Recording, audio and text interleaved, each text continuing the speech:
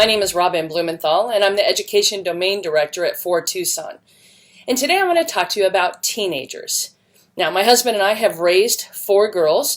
Our youngest of that set of kids just turned 21, a set of twins. And then we recently have adopted a 15-year-old. So we have a lot of experience with teens, or at least I would say with teen girls. For years I worked as a family pastor, and so I also was able to talk to a lot of parents. And one thing I think that most everybody can agree on is raising teenagers is definitely challenging. I liken teenagers to the toddlerhood of adult. Think about that for a moment. You know, when you have your kids, maybe they're young, or maybe a few years ago when they were young, you have toddlers, and toddlers are all about learning to do it themselves, like me do, no, mine. They have to learn how to share because they want everything. They want control of everything. They have no hesitation telling you what they think or what they feel or how happy they are. As a toddler, that comes out as screaming, yelling, hitting, biting, kicking. As a teenager, it may seem the same, but instead of screaming, well, you probably have screaming, but instead of the biting and kicking, you have talking back. You have attitude. You have sulkiness.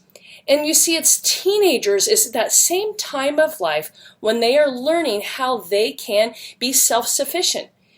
I tell people it's kind of their God-given time of life to figure life out. Now, we all know that you don't figure it out then, but that's the beginning of that separation. Ultimately, that's what we want.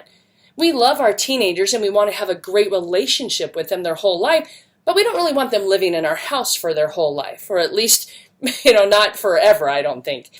So one of the things we have to do is how do we help teenagers discover and embrace values that they're going to live by, choices and consequences that they're going to live by, decisions that they're going to live by. How do we as parents come alongside our teenagers and offer advice and empathy and consultation without being so heavy-handed that we make them want to move away, whether from our values or physically from our home? You see, it's the relationship really that we want to keep when we have teenagers.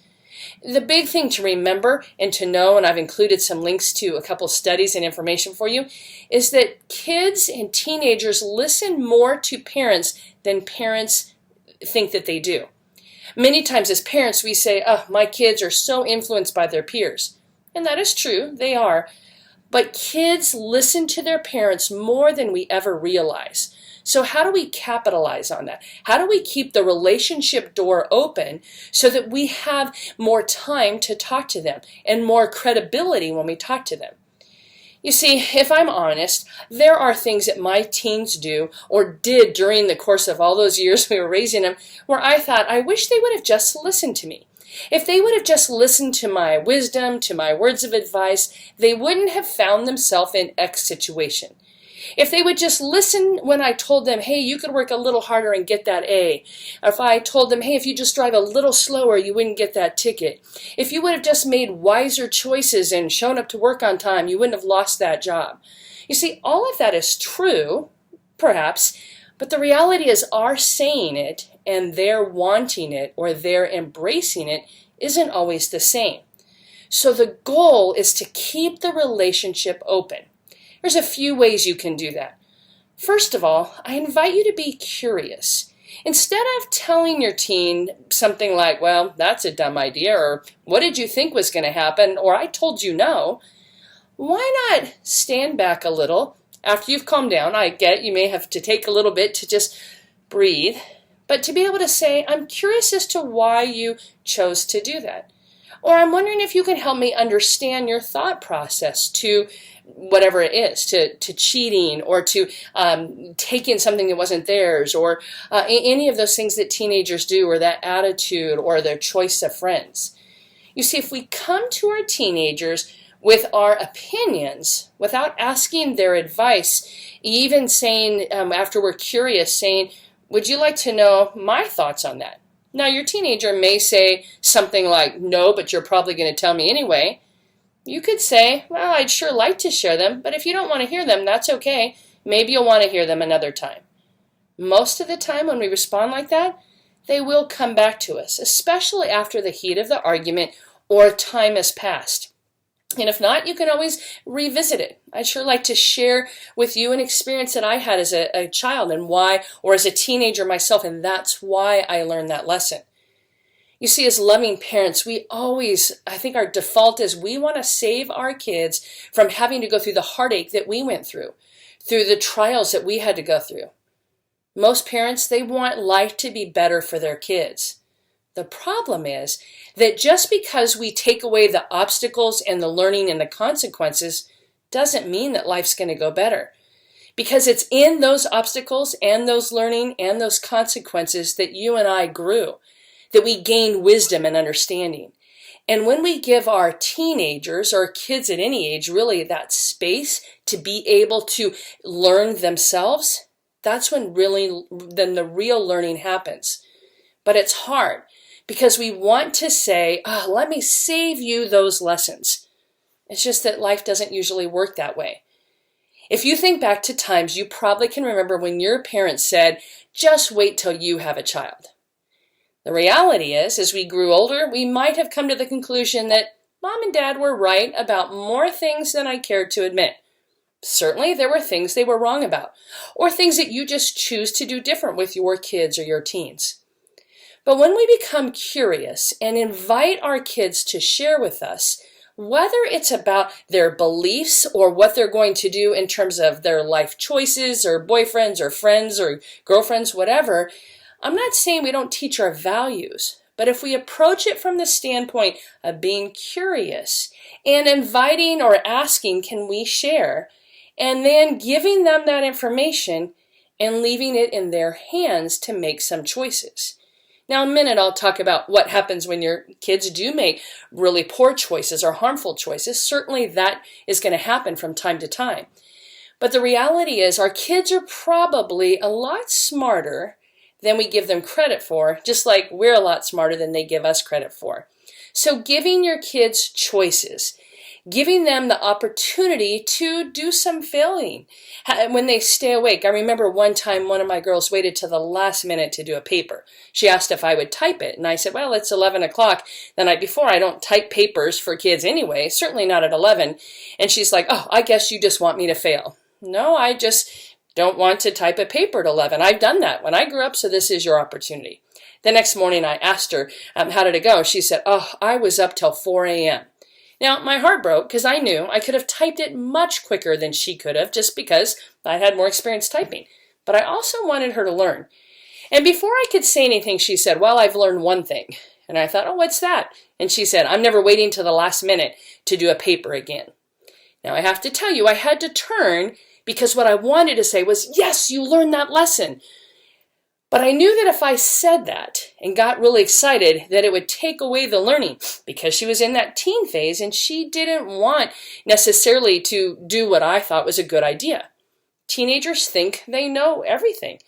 There was once a quote that said, teenagers, you should go out, get a job, and be emancipated while you think you know everything, right? The reality is, think back to that toddler. Toddlers think they know. They want this. They want to run free out in the street. They don't know what's best for them. They can't see all of the different worldly choices. The difference is when our teenagers start doing that, if we are too hovering and we make all those choices for them, as they get older in their 20s, they're still going to make those choices because they need to learn. Now let's say what happens when you have a teenager who experiments with drugs or alcohol or something that is dangerous. Certainly that might happen. So we would always have conversations with our kids, and I recommend having these conversations when your kids are 10 or even 8, depending on your life experiences and where they're at, because our young kids are often invited to try drugs or to do things that are dangerous or talk to a stranger online. So we need to talk to our teenagers so much earlier, to our kids so much earlier than it used to be. But when your kids are at that age that you start talking about drugs, we had conversations like this with our kids. We said, what do you think would ever happen if you tried drugs? Oh, they would say, we would never try that. We would never be so stupid. And I said, well, that's good to know, but what do you think would happen if you might?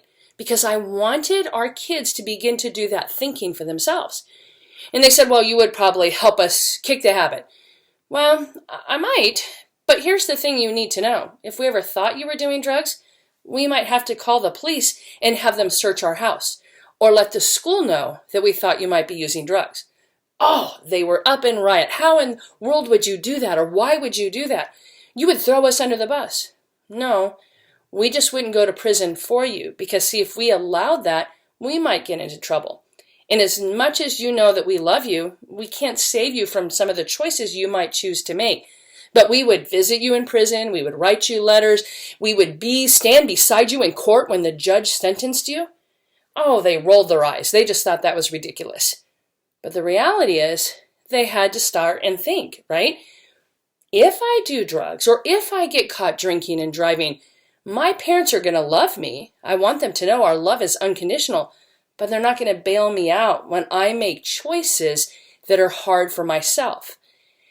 And I say that because the reality is, when kids think that they will be bailed out, it changes. Then they really have to think about how to keep from getting out of trouble, how to keep from not getting you as a parent mad.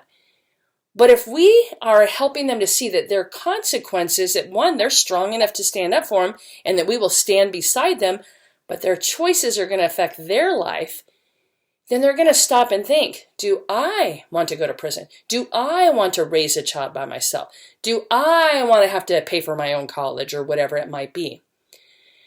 So in summary, a couple things I want to just remind you. One, your kids listen to you more than you ever think. So have these conversations. But the secret is not to have the conversation in the middle of the conflict. That becomes a power struggle. When you catch them doing something poor, or failing a class, or drinking, or something, whatever they might be doing that's dangerous or hard, certainly you may have to set some new boundaries. I'm going to have your phone until I can feel comfortable that you're not going to be talking with strangers online. Whatever that might be is certainly important, and you would have to do that. But it's equally important to not have the values conversation right then when tempers are high. Later, and it can be a few days or even a week later, say, I'd like to revisit what happened a couple weeks ago.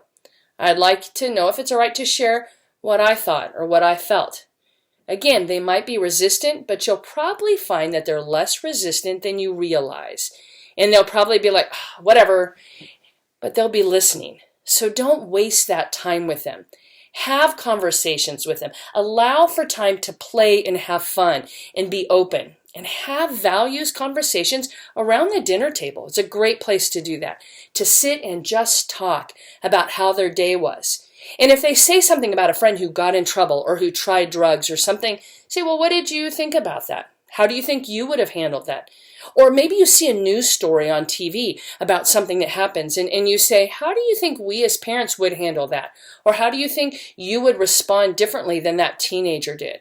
Or what do you think might happen if you tried that?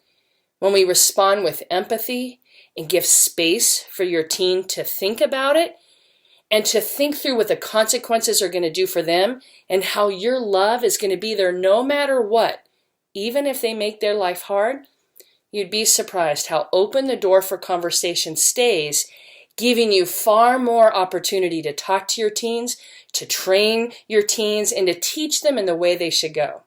I hope that you have found this helpful, and you'll find more resources below, as well as a link. If you'd like to email me, I'd love to answer your questions. Thank you for joining me, and God bless. Hang in there with your teens.